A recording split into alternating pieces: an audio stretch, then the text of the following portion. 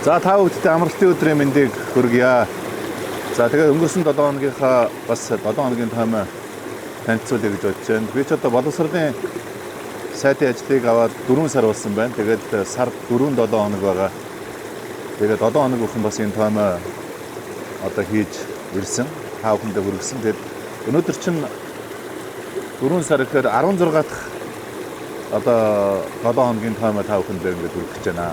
Би 2 дахь өдөр одоо бас сайтын шуурхай 14 хоног тутам сайтын шуурхай болдог. Ингээд сайтын шуурхайгаар бид нар одоо энэ хичээлийн жилийн бэлтгэл ажил болох одоо хамгийн том ажлуудынхаа хэрэгжилтийн явцдаа танилцаж зарим удаашралтай одоо ажлуудыг эрчимжүүлэх юм үүрэг даалгавруудыг бас өглөө. Тэгэхээр энэ жил таахан бүгдээрээ мэдж байгаа гэрте ойрхон сургууль бол хамгийн сайн сургууль гэдэг хөтөлбөр хэрэгжүүлж одоо бид нар Хотгоны баг сургууль, гэр хорооллын дундх одоо баг сургуулиудаа бид нар энэ гэрте ойрхон сургууль гэж төлөвлөж байгаа. Тийм учраас бол хүүхэд одоо гэртэйгээ ойрхон сургууль, гэртэйгээ ойрхон цэцэрлэг сурах хэрэгтэй. За тэгээ энэ жил бол бид нар одоо гэрте ойрхон сургуулиудыг Улаанбаатар хотод бол нэг 50 орчим одоо гэрте ойрхон ийм баг сургуулиудыг бэлтгэл ажлуудыг хангаж байна. За энэ сургууль дээр бол баг үндсэндээ одоо 20 мянга орчим хүүхэд одоо суралцах ийм бэлтгэл хангаж байна гэсэн үг. Тэгээд одоо цэцэрлэгийн насны хүүхдийн тоо цөөрсөн. За энэ жил ихэд 1-р ангид орж байгаа хүүхдийн тоо өнгөрсөн жилийнхээс бараг 16800 одоо хүүхдээр цөөрж байна. За тэгэхээр хүүхд багтаа болж байгаа цэцэрлэгүүд, хотны дунд байгаа цэцэрлэгүүдийг одоо бид нар зохион байгуулж, гэж одоо гэрте ойрхон одоо баг сургуулийг зохион байгуулж байна. За ингээ хүүхэд бол гэрийнхээ ойролцоо одоо суралцах энэ боломжуудаар бид нар хангая. За нэгдүгээр асуудал. Хоёрдугаар асуудал бол энэ 3 ээлжинд орох эрсдэлтэй байгаа. Гэтэ одоо бол Монгол улс 3 ээлжээр хичээлж байгаа сургууль байхгүй шүү дээ. 3 ээлжинд орох эрсдэлтэй байгаа сургууль нь 37 орчим 38 орчим сургууль байна. Тэгээ 3000-аас дээш хүүхэдтэй байгаа одоо энэ сургуулиудыг бид нар одоо төрөлцөөх сургууль болгож тийм ээ. Гэрте ойрхон баг сургууль болгож, гэрте ойрхон төрөлцөөх сургууль болгож бүтцийн өөрчлөлтүүдийг хийж байгаа. Тэгээд энэ төрөлцөөх сургууль бол олон улсын хөтөлбөртэй төрөлцөөх сургууль. За мөн одоо манай үндэсний их сургуулиудын харьяа лицей сургууль гэж бид нар ярьдаг лицей сургуулиуд.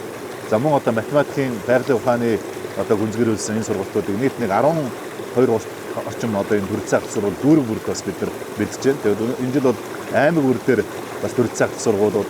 За суман дээр байгаа цөөн хүүхэдтэй одоо 200 орчим хүүхдээс доош байгаа 200 орчим сургууль байгаа. За энийг одоо бид нар үе шаттайгаар одоо сум дунд явах сургууль бол зохион байгуулах одоо энэ ажлын бэлтгэл ажлуудыг одоо хийж байна. Энэ ажилдаа бас ингээд танилцсан.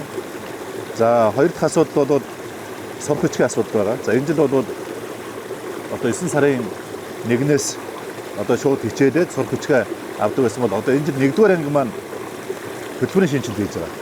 За тийм учраас одоо 9-ээс 9 сарын 1-ээс одоо 10 сарын 1 бол одоо энэ хөтөлбөртэйгээ шинэ хөтөлбөртэйгээ танилцах, тийм ээ, эцэг эхчүүд танилцах, асран хамгаалагч нар танилцах, багш нараа сургах, хүүхдүүд өөрсдөө одоо энэ тоглоомгоо суралцах энэ шинэ хөтөлбөртэйгээ танилцах ийм одоо сарын аяныг одоо бид нар үндэсний хэмжээнд зохион байгуулж байна. Хүүхд өөрөө 6 настай ангид ороод ирж байгаа учраас яг тэр цэцэрлэгийнх нь орчныг та ойрхон одоо ширээ самд сургалтын орчнуудыг анги танхимудаар одоо бид нар бэлтгэх. Тийм хүүхэд бүх хичээлийг тоглоомгоо суралцах одоо энэ шинэ хөтөлбөрийн одоо шинжилгээг хийх гэж байна. Тийм учраас бол одоо 10 сарын 1-ээс одоо хүүхдийн ном, сурагчийн ном, багшийн ном гэдэг ингээд явах одоо ийм цоо шинэ хөтөлбөрийн шинжилгээг хийж байгаа. Өмнө нь бол бид нар маш олон 6-7 одоо хөтөлбөрийн шинжилгээ хийсэн. Тэгэхэд бид нар багшаа бэлдээгүй. Сурах хүчгээ бэлдээгүй. Нэг хүүхдийн сурах хувьцах зардлаа бэлдээгүй. Хүүхдүүдийнхээ сургалтын орчныг бэлдээгүй. Байгалийн ухааныхаа лабораторийг бэлдээгүй. Техник тоног төхөөрөмжөө бэлдээгүй. Одоо ингээд хөтөлбөрүүдийг хийх гэж их оромжж байсан. Тийм учраас энэ удаагийн одоо хөтөлбөрийн шинжилэлд бол бид нар багшаа бэлдэж байна. Сурах хүчгээ бэлдлээ. Тийм ээ. За ингээд хувьцах зардал дээр бид нар бас өөрчлөлт нэг хүүхдийг сурж байгаа хувьцах зардал дээр өөрчлөлт хийж байгаа. Тийм мэдээ сургалтын орчноо одоо яг хөтөлбөрийнхөө шинжилгээтэй уялдуулж хийх гэж байна. Энэ хөтөлбөрийн шинжилгээр чинь ерөөсөө яг юу хийх гэдэг юм тэгэхээр ерөөсөө Монгол хүүхдийг одоо дүн тавьж шалгалтанд бэлддэг биш амьдрал бэлддэг болъё гэдэг шүү. Тийм ээ. Одоо сэтгэлийн тамиртай Монгол хүүхд сэтгэлийн хаттай тамиртай байх ёстой.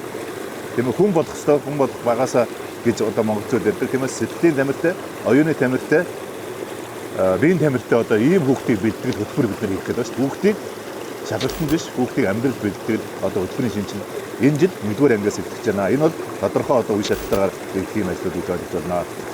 За хоёр дахь том ажил бол одоо энэ жил улс орон даяар цэцэрлэгийн 3 настай хүүхэд за мөн 1-р анги, 6-р анги, 9-р анги, 12-р ангийн хүүхдүүд одоо 300 гаруй хүүхдийг бид нар сургууль суурилсан эрт хэдүүлэг цэцэрлэг суурьс эртнүүдийг бид нар орон даяар зохион байгуулж байна.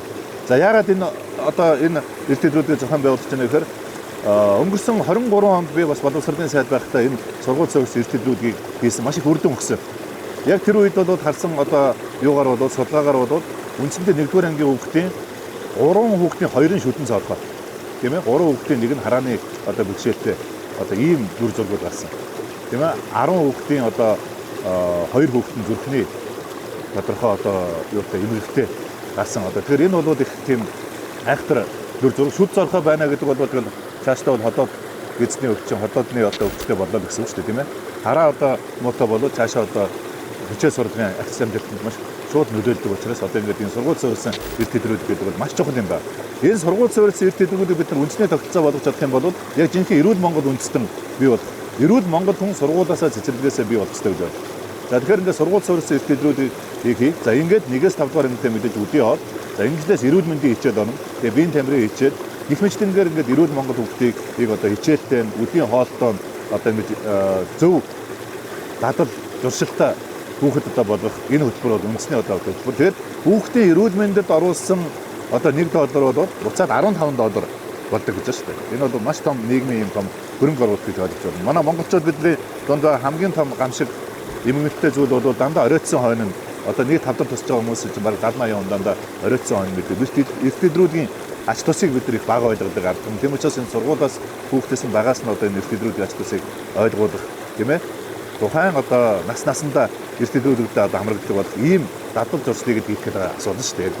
За энэ хүрээнд бол одоо дэлхийн эрүүл мэндийн байгууллагын төлөөлөгчийг бас авч уулзлаа. Энэ манай хөтөлбөрийг бас дэмжиж дэлхийн улс орнууд ч гэсэн одоо ийм хөтөлбөрүүдийг одоо хэрэгжүүлдэг маш их үр дүнд хүрсэн гэж энэ хүн хэлж байгаа.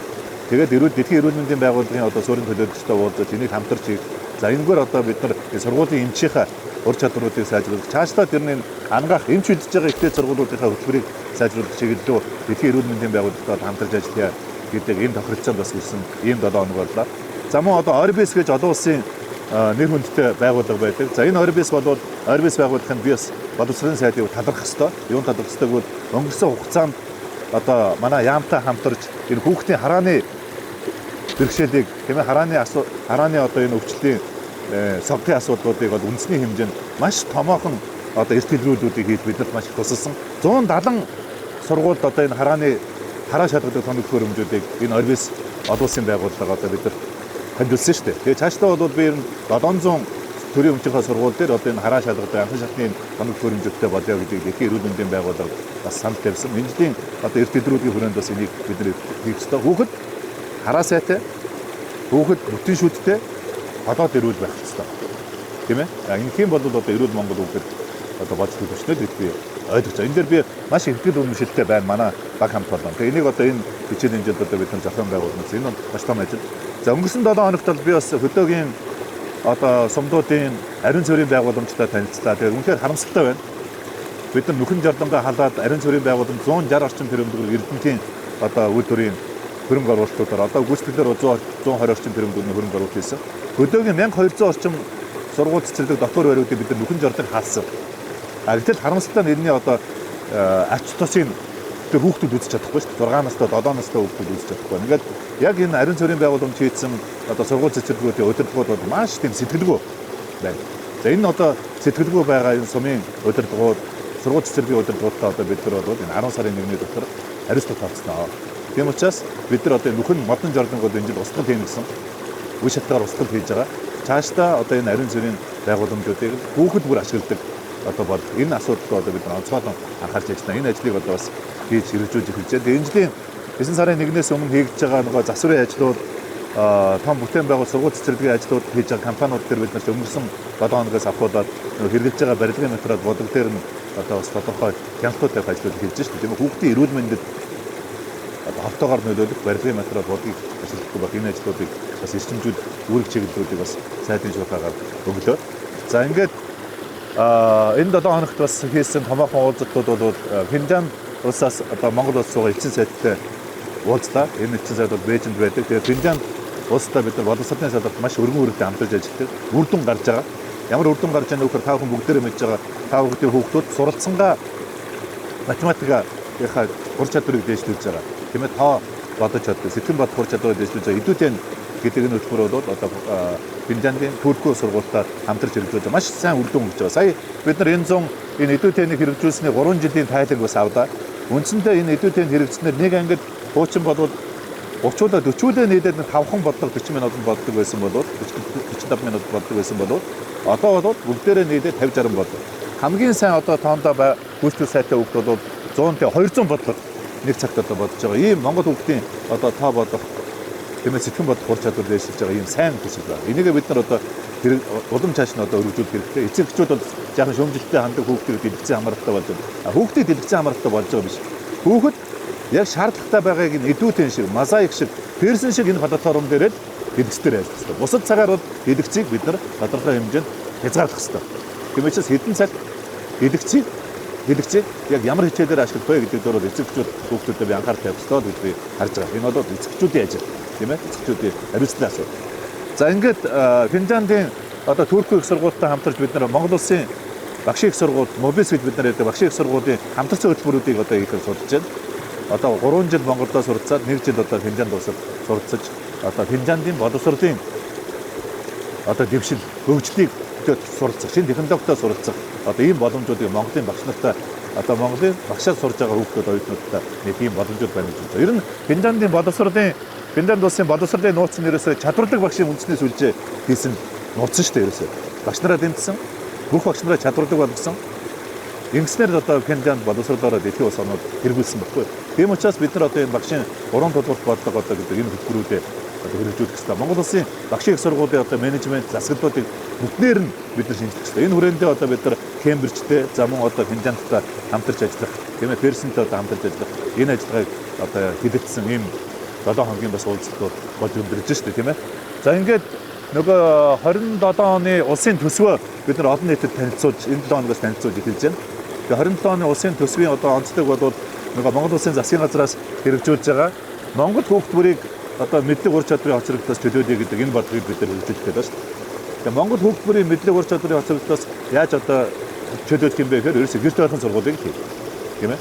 Баг сургууль нь гэрт ойрхон бай, цэцэрлэг нь гэрт ойрхон бай. За төрөлцсөн ахлах сургууль нь гэрт ойрхон бай. Коллежууд нь мэргэжлийн коллежууд нь гэрт ойрхон бай. Тийм ээ. Ийм л одоо тогтолцоонуудыг бид нар хийж байгаа. Тэгэхээр одоо ингээд бид нар энэ 27 оны төсвийн хамгийн чухал асуудал бол яг хүүхэд бүрийн мэдлэгийн хоцрогдолтоос одоо чөлөөлөх юм бодлогыг хэрэгжүүл ийм л төсөв болж байгаа. Энэ төсвөө одоо бид нар олон нийтэд танилцуулж та бүгдийнхээ одоо саналуудыг авч байна. Хот төдөөгийн сургуулийн ялгаа, төрийн сургуулийн ялгааг арилгах төсөв болж байгаа байхгүй. Тэгээд энэ төсвөө одоо бид нар хэрэгжүүл 27-28 он бол одоо маш хариуцлагатай жил. Тэгэхээр энэ 27-28 оны төсөв гэдэг бол маш хариуцлагатай төсөв байх ёстой. За ингээд бид нар хамгийн гол нь одоо сургуулиудын ачааллуудыг, өндөр ачаалттай сургуулиудын ачааллыг бууруулах, тийм ээ. Багшийн чанартай багш, чадвартай багш нар одоо өндөр цалин авдаг одоо энэ тогтолцоог шилжүүлэх ийм л төсөв болж байгаа гэж ойлгож болно. Товчхондоо одоо хэлдэг, тийм ээ. За ийм ажлуудыг одоо бид нар хийж хэрэгжүүлсэн одоо ийм 7 хоног болж өндөрж байна. Тийм ээ. Тэгээ одоо эх 7 хоног та бүдийнхаа ажилтны амжилт төсөө эх 7 хоногт одоо цэцэрлэг сургуулийн бүртгүүлүүд ирсэн. Тэгээ хүүхдүүдэд гэрт ойрхон цэцэрлэг, гэрт ойрхон одоо сургуультай бүртгүүлэх одоо энэ ажил та бүхэн анхаарлаа хандуулж одоо сургуулиудынхаа бэлтгэл ажил, хүүхдүүдийнхээ хичээл сургууль цэцэрлэгтийнхээ бэлтгэл ажлыг хангасан одоо ийм 7 хоног байх болно гэж бас бодож байна. Ингээд та бүхэн эх 7 хоногийн ажил амжилт хүсье.